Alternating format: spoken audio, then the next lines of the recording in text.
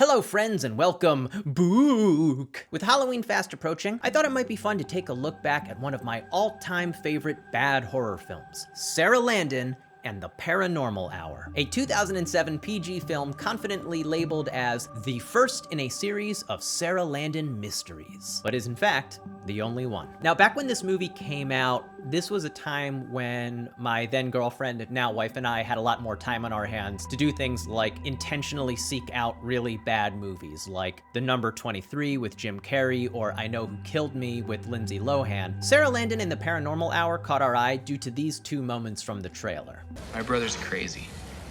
You know where he lives? Crunchy ice. Feed it once, feed it twice. Lemonade. Get out of here. It's not safe for you. And so, we watched. And sure enough, it wasn't great. But now, 12 years later, I thought it might be fun to revisit the movie and see if it was just as bad as I remembered. Before we dive in, please make sure to hit like and subscribe.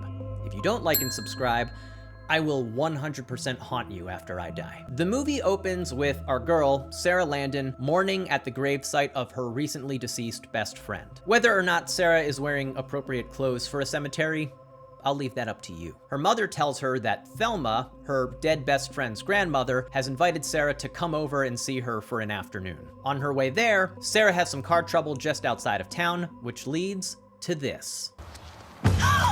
What can I do for you? There's something wrong with my car. Hey, I'm just kidding. To answer your question, yes, this is the type of acting you should expect from the rest of this movie. Now, this scene kicks off what will be the norm for the rest of the movie, which is basically Sarah talking to someone and then that person giving her a huge exposition dump. For such a simple horror movie, the backstory here is so hard to keep track of. Just watch this one scene and see if you can keep track of what they're trying to tell you. Yeah, David. It's a sad story there. What happened? The name Ben Woods ring a bell? No. David and Matt's uncle started up this place. His son Johnny was a local baseball hero. Sarah Landon herself provides so little of the forward thrust of this movie. Pretty much everything that had happened or will happen was going to happen regardless of whether she was there or not. She is completely incidental to the movie that features her name in the title. Here's the central mystery that's being advanced, and I'm just gonna read this because I'm not remembering all these names. Back when Sarah was a kid and lived in this town with her now dead friend, she had a good relationship with these two brothers named Matt and David. Matt and David had an older cousin named Johnny. Johnny had a dad named Ben, who we are told was a big dickhead, though pretty much all they show was him being really boastful about how good Johnny was at baseball, I guess. On Johnny's 21st birthday, he was getting a ride to his birthday party from his aunt / Matt and David's mom. On the way there, Matt and David's mom and Johnny get into a car crash when they swerve out of the way to avoid a cat that results in them crashing into a telephone pole, and this kills Johnny. That death leads to this. You killed my son! Please, it was an accident. You're gonna pay for this! An eye for an eye, Marianne. I don't care if he is my nephew. He dies on his 21st birthday. Damn, that was a tonal shift I was not expecting. Anyway, a short time later, Ben has a heart attack and dies, at which point the mom goes bonkers and starts having these nightmares where she sees a skull, two X's, a plus, and a 1. Now, despite the fact that Ben had already explicitly told her that he was going to kill her son on his 21st birthday, she still needs to go to a fortune teller to have this spelled out for her. This is also the first time where we hear the title of the movie. The skull obviously represents death. The cross above the one you've been seeing really isn't a cross at all. It's a plus sign. XX is Roman numeral for 20. 20 plus 1. Oh my God. Have you ever heard of the Paranormal Hour? No. Midnight to 1 a.m. Witches call it the witching hour. Wait, so the paranormal hour is what witches refer to as the witching hour, but I'm much more familiar with the term witching hour than I am the paranormal hour, so why didn't they just save some time and call it Sarah Landon and the Witching Hour? The mom, going increasingly mad, becomes a shell of herself, feeling powerless to do anything to stop her son from being murdered on his 21st birthday, which, as luck would have it, is 3 days after Sarah arrives in town. Now, however long it took me to explain this, please understand that all the information I just gave to you was explained to Sarah by no less than 3 different people and took about half of the movie to get through. Now, rather than do a total plot breakdown of everything that happens, I think it might be easier if I just talk about the main characters and sort of explain what their role in the story was. Oh, I see like a flying V of birds right now. That's kind of fun. I'm not gonna turn the camera around because then I have to refocus it, so just imagine I'm looking at some birds. Spooky birds. First we have Thelma Shaw, the grandmother of Sarah's dead best friend. She, like everyone else in town, seems to know the full story of Ben haunting David, even though she thinks it's all a bunch of hogwash. She also has no time for Sarah's flirty recollections of her childhood kiss with Matt. You know, this is kind of random, but he was actually my first kiss. Oh, dear, don't tell me. It was just a peck. We were playing a kid's game. I don't think you remembered, though. Oh, probably not. We also know that Thelma and Ben hated each other, but they had a relationship with one another because they belonged to the same taxidermy club. Yep. Next, we have Matt, the guy who Sarah had her first childhood kiss with, and who seems completely unbothered by the fact that both his mother and brother have had their lives completely turned upside down by this dead on 21st birthday premonition. Matt similarly knows every single detail about this haunting, but seems more annoyed by it than anything else. He's much more interested in taking Sarah out for pie, or to the movies, which, to be clear, Sarah is also totally cool with. In the whole world, huh?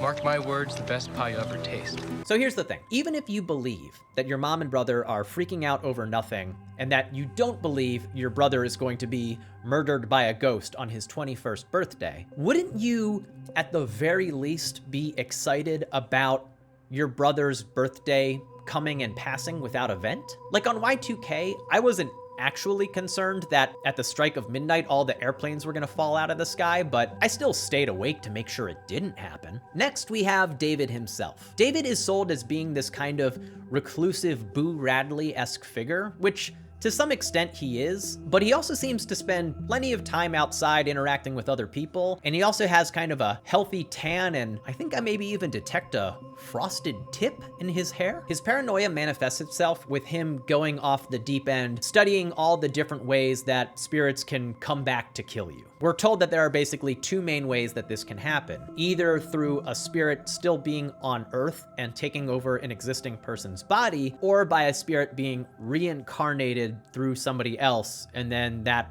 person killing you. I guess as a ghost, you just get to pick your poison. He's also making a documentary about the haunting and has like a pretty hilarious conspiracy wall. It's kind of like that Charlie meme from It's Always Sunny in Philadelphia, you know, that thing. In fairness to him, I might also go a little crazy if I always had to explain some fairly basic concepts to my brother. You know what telepathy is?